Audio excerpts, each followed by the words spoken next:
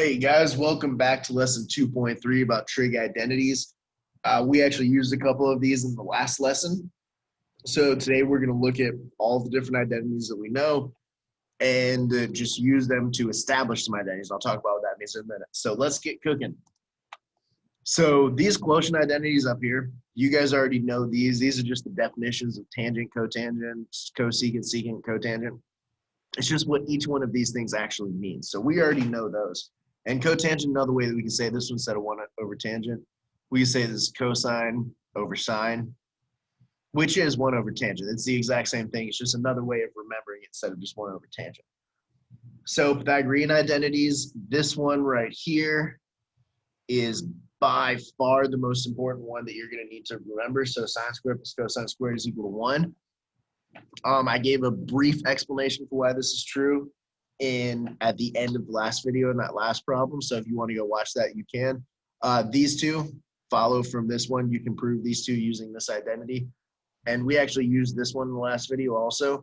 But this one, sine squared plus cosine squared is equal to 1, is by far the most important identity that we're gonna learn this year. So make sure that you remember that one.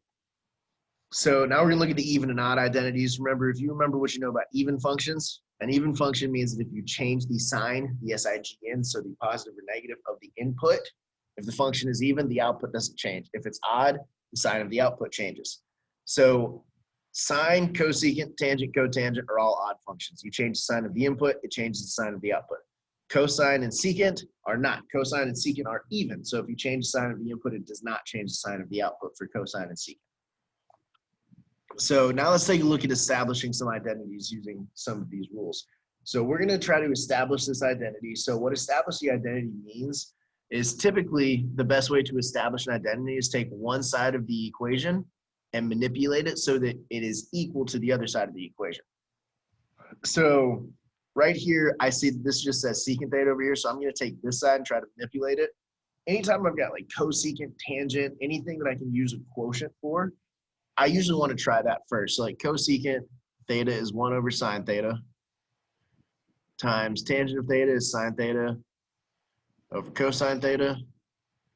Sine divided by sine is 1, so this is just 1 over cosine theta, which is equal to secant theta, which is what I wanted. Basically, establishing identity means manipulate one side to look like the other. There may be some cases where you want to manipulate both sides, so you end up with the same expression, but the goal is to show that these two things are equal through manipulation. So by manipulating the way they look, show that the two things are actually the same. So let's take a look at another one.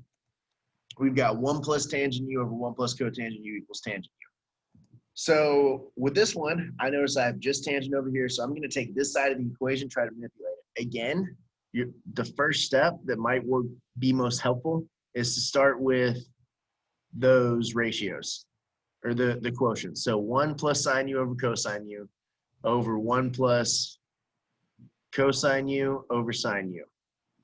And now if you remember how to add fractions, you just need a common denominator. This is cosine divided by cosine. So cosine divided by cosine plus sine over cosine.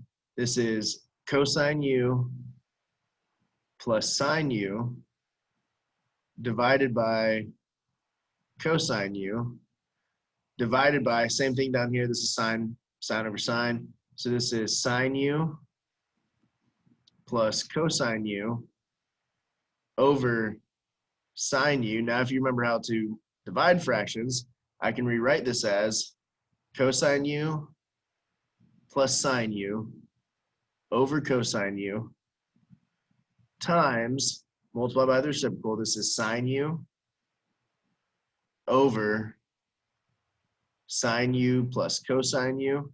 Now I notice right here, I have the same factor in the numerator here as I have in the denominator here. So when I divide this factor by itself, that's 1. So I'm left with just sine u divided by cosine u.